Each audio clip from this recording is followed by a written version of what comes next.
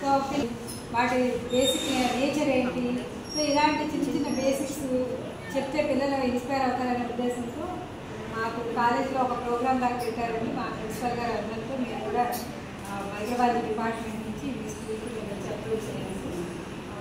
మాకు పర్మిషన్ ఇచ్చినట్టు మ్యాక్సిమం మా పిల్లలు కూడా ప్రిపేర్ అయ్యొచ్చారు బాగా పిల్లలు చెప్పడానికి. సో ఇది ఏంటంటే వాళ్ళు కూడా ఒక రకమైన ఎక్స్పోజర్, పిల్లలకి ఇంట్రాక్ట్ అవుతారు, వాళ్ళ సబ్జెక్టు గురించి వాళ్ళకి ఒక అవగాహన, పిల్లలకు కూడా ఒక ఎంతూజియాజం ఉంటుందనే ఉద్దేశంతో పెట్టారు. సో ఈ అవకాశం కల్పించిన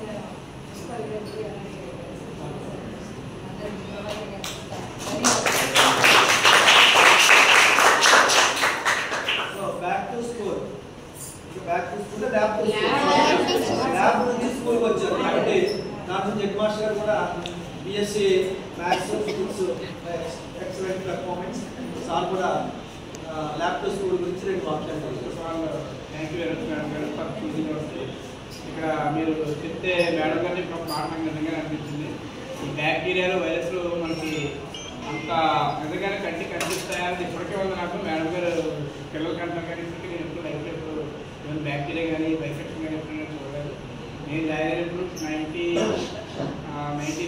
బిఎస్సీ ఎలక్ట్రానిక్స్ అని అప్పుడు కొత్తగా పెట్టారు. అప్పుడు మేడం గారు ప్రొఫెసర్ చదువుకుంటున్నారు.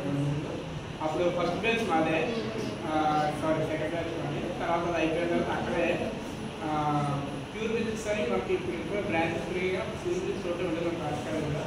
దూరంగా వచ్చినా కానీ విన్నాం కానీ